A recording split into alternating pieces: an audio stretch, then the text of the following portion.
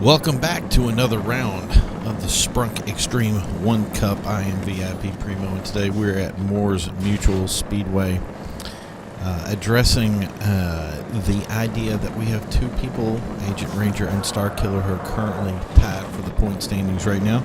We also add Emerald and the Giant Within to the list of racers today who are going to try their hand at being the number one in Sprunk Xtreme. So here we already have our 2 points leaders, Star Killer and Agent Ranger, battling it out for the first position. It does appear that Star Killer has a little bit more experience on this track and is negotiating the turns a little bit better.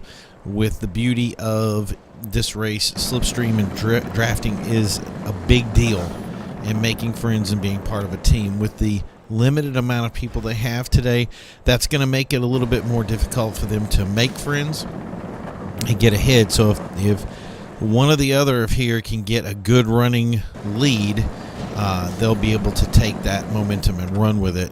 And that's something we have seen in the past. With a little tap on the inside bumper there, pushing Agent up to the track and then taking that position away. And that's the thing, is with the 4 people, the best thing to do is obviously going to be to get into either 2 to 3 packs and take away and kind of a battle of attrition, if you will, just kind of move in and out. And with the slipstream, obviously there's one guy that's going to be a little bit faster than the other person, and they'll end up trading back and forth. Now, that dynamic works really great when it comes to the super speedway tracks. When it comes to tracks like this, as you come into this first corner, you can't actually just throw it into the corner. At least get off the gas a little bit to kind of walk into the edge there. And with the slipstream, and you can see there, it kind of pulls you up and out and into it. So here's Star Killer as he's moving ahead a little bit, trying to get some running distance from Agent so that he can dominate that area. So we can see where everybody stands at the moment. And Agent losing control here, throwing the back end around, and he's going to try to get it back, and he lost the position there with his... It's 2 positions down as Giant takes over that position. Now this is where they're going to connect back up. Oh, he's going to drop to the 4th. So this is an opportunity right here as people pull together that our leader doesn't have any partners with him. And here's a chance for these guys to come together and really pull themselves back up front. But you can already see there's a lot of back-end looseness that's coming out with these cars as they go into turns, that people are... The slipstream will do this to you. It pulls you harder, and it pulls you out of your comfort zone and pulls the back end of the car around. We're already seeing damage on all these cars as Emerald and Agent walk around here. There's Giant pulling in the rear. These guys can get a little bit of momentum. They'll be able to take this speed and do something with it. Next week, we're going to be back to our super speedway, the Atomic Super Speedway, which is usually everybody's favorite just because it really is an all-out top speed race. If it's something you want to be a part of, 10 p.m. Eastern Standard Time next Sunday. Oh, crammed him into the wall there, took the side. Giant has going. We're going in third. We started 3 wide there as they moved around, with Giant pulling ahead, Emerald coming back, Agent taking the low side. He's going to try to take that inside line there, but a lot of sliding going on, a little bit of clipping, and looks like Giant made it, and Emerald took the hit, took the damage for that one. Well, we still have these 2 together, Giant and Agent, as they take their positions around the course here, trying to make something work. It looks like Star Killer is taking this lead and stretching it out a little bit as he passes that first lap position right there, comes around the first corner. So we're back to Agent. Probably see him a little bit off in the distance there, but it looks like Agent is once again all alone in a race where he is trying to take that second position and turn it into a first so he can take that points lead. As you can see, Star Killer is actually taking that best lap, so it's going to be tough for him to get up to him and caught up if he doesn't have a teammate to come with him. And that's something that they're going to have to work on right here. Now, this is the opportunity of where if you really wanted to make something happen, you ask yourself, should Agent slow down a little bit and have Giant catch up with him, connect up with him, and then try to use that momentum or the slipstream as they're going around each corner, kind of work each angle and get the best out of it? That's a good question. It's always tactical about how you want to race each race. Some people just want to use their speed and their power and try to get ahead, and in situations like this where you're not in the first place position, is that recommended? Because obviously, and if we see from the best lap here that Starkiller definitely is the faster racer, so this may be him bleeding off positions or bleeding off time to be able to just work the track. And every time you go around, you're losing laps that you can't make up to get away in that position. So you can see here, Giant's having issues again with this corner. It looks like a lot of people are having problems getting the back end of the car. So here we see, I'm guessing this is Emerald with trying to move something or get some sort of slipstream going here as he gets lapped around the corner, but not being able to put that energy down and make something happen with it. And that's the beauty of this track. It's not like any of the other tracks we have where there's just catching up and sticking to the line. This takes a little bit more movement, or a little bit more control, a little bit more drivability, and we see continually people banging into that wall. And the more damage they do to their car, it's not making it faster, it's actually going to make it slower. And that's one thing you see a lot of people that, oh, look at that damage.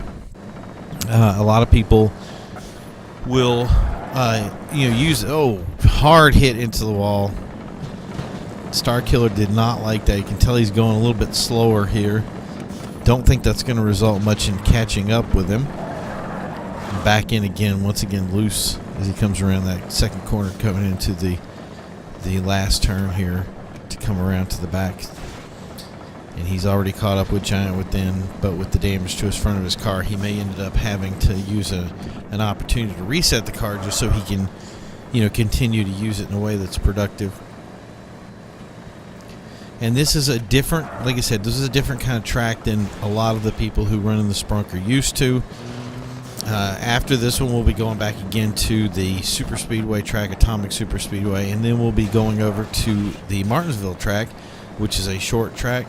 So there he goes. He's resetted his car so he can, that obviously stops you, but in the same respect, it allows you to reset your car, and then Agent there is capitalizing on that by catching up. And see, there's the moves about where you want to use each position in the race to make sure that you can, keep that lead going. But as we move back to Martinsville is a short track. That's the first time that there's going to be a lot of bumping and rubbing and grinding and people in their positions to see who can take that area. And that slipstream will actually be, unlike slipstream in these tracks, where slipstream is a positive, in Martinsville slipstream will be a negative. It will be something that will pull them hard into corners, and there's going to be a lot of brake that's necessary. It is not the kind of track that warrants very well to things like curb boosting or any other tricks of the trade. So we see that he's still got that best lap, and as he pulls into this traffic, he can catch up with some of his lap traffic here. He could actually use that slipstream to his advantage with them and move ahead some more, which will pull his lead ahead even farther. But I believe he just lost control in front of him. No, there he is right there. So we're back. We're still racing here. And there's M Royal. Still having difficulty coming around the edges and still having some looseness in the rear. So for those of you who are, as we have a little lull in the run here, a lot of you have asked how to be involved with this. It's very easy. It's every Sunday. Now see, he's picking up the slipstream here. Moving towards the outside. We're going to have a clean pass. Yes, we will. Emerald lets him by. He moves around the last turn as he's coming in. So if you're interested in running with this, it's every Sunday at 10 p.m. Eastern Standard Time on Xbox One GTA 5, obviously the requirements is have a Sprunk Buffalo. If you do not have a Sprunk Buffalo, you cannot compete. Our first race, we did do a couple of players that didn't have Sprunk Buffaloes, and to be honest, it was very disruptive, and it made things a little bit unbalanced. The Sprunk Buffalo has such an interesting balance in its driving capabilities that it's tough to find another car. We even tried allowing the Drift Tampa to race, and the Drift Tampa is not fast enough, and it kind of hurt the people who were running with the Drift Tampa, and we wanted to keep it to one style of vehicle. We may do one later with a Drift Tampa style event, which I would like to do something, with a dirt style race. We do have a track that really is dirt oriented, and when you set that one up to stock, it's actually really fun to race it with the stock setup cars, and everything becomes balanced because it's dirt, and it's weird. But there's obviously, with anything like this, there's always going to be one car that's faster than the other, and when you have that, you don't want to end up having a race where you have 20, 30 people that it's unbalanced. In other words, there's always going to be somebody that's losing or doesn't have the ability to catch up. So we see there, and that's something that we were discussing about. As you can see, he's diving into the cornerstone using kind of a balance on the green inside of the track. Now, that passed for this one, but I think when we do the next one, we'll be keeping our eyes on leader positions and other areas like that. So if he walks down and doubles over on that line, then that could end up being a points deduction. But we're hoping that we don't have to use any of those rules, and we hope that people actually stick to adhering to staying on the track. But for now, this race, that's going to be totally fine. He's going to use some of that momentum to his advantage. Here's Agent and Emerald. And that's the thing is if two of these guys can get together, share the drafting, and use some of that slipstream energy to catch up. See, there's Starkiller right up there, and stay on the track. Use some of their skill, balance it out. Don't push it so hard all the time. It's the thing is that's really the trick to any of this racing. I tell anybody that's starting in this, what are you trying to do? It's race the track. I know that seems a little bit weird with this one, because when you get on a super speedway, there's a lot of getting loose there. He's never going to be able to catch up if you keep throwing that back end around. And it may seem counterintuitive to say that you want to race the track when tracks like these are all about full speed. They're all about slipstream. They're all about balancing with the guy in front of you, being able to catch up with him, have that person pull ahead.